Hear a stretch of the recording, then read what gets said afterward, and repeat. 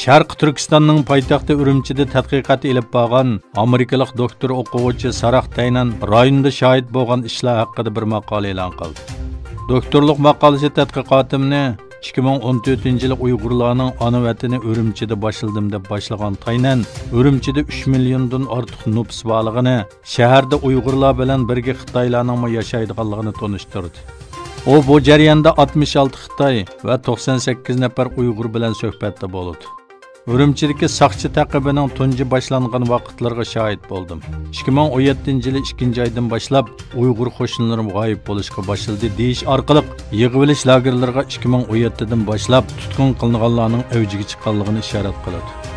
Amerika Tashqi ishlar ministrligining bildirishicha, Xitoy Sharq Turkistondagi yig'ilish lagerlarida 1 milliondan 3 milliongacha Uyg'ur va qozoqlarni tutib turmoqda.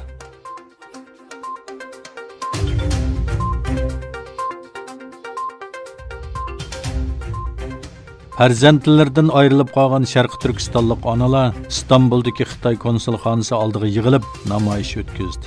8-bor Dunyo ayollar bayrami kunida Turkiyada yashayotgan bir to'p Uyg'ur ayollar Xitoy kommunist hokimiyati tomonidan naq tutqun qilingan erlari va farovonlik markazlari nomidagi bolalar lagerlariga qamalgan farzandlari 3 yildan buyon aloqalashamayotgan oilasi va urug' tuqqanlari uchun Xitoyning İstanbuldagi konsulxonasi oldida namoyish o'tkazdi.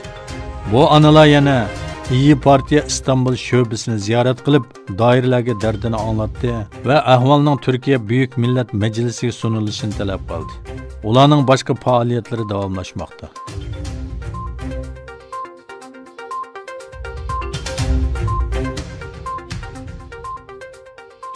Amerika Davlat xavfsizlik maslahatchisi O'Brien Washingtonga joylashgan Miras fondi nomli aloqador omborda o'tkazilgan bir yig'inda Amerikaning davlat bexatarligi haqida yangi bir qarashni o'tirg'a qo'ydi.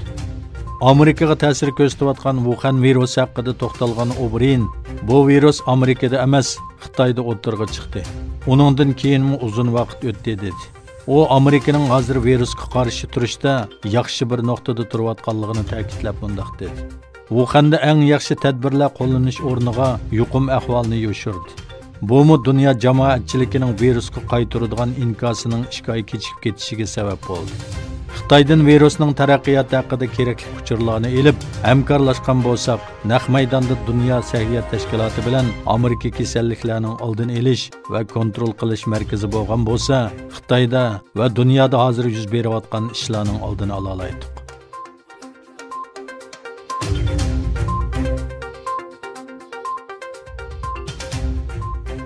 Dunyo sog'liqot tashkiloti yangi tipli koronavirusini dunyo yuqumli kasal deb atashga bo'ladiganligini e'lon qildi. Dunyo sog'liqot tashkilotining boshlig'i Tedros Adhanom Janvadagi markazda o'tkazilgan axborot e'lon qilish yig'inida Wuhan virusi haqida ma'lumot berdi. 2 hafta ichida Xitoy sirtida yuqumlanuvchilarning sonining 13 hassa, ta'siriga uchirgan davlat sonining 3 hassa oshganligini tilga olgan Tedros, koronavirus uchun dunyoni qoplagan cho'ng yuqumli kasal deb qarash haqida qaror chiqarganligini bildirdi. O dunyo miqyosida 114 davlatda 118 mingdan ortiq Wuhan virusi yuqumdori bayqalganligini, bularning 90%dan ko'pragining Xitoy va Koreyada ekanligini, shuning bilan birga bu ikki davlatda yangi bayqalg'uvchilar sonining tuvallayotganligini aytdi. Tedros dunyoda 81 davlatda Wuhan virusi haqida ma'lumot kelmaganligini, 57 davlatda 10 dan oz yuqumlanuvchi bayqalganligini, jami 4291 kishining hayotidan ayrilganligini dedi.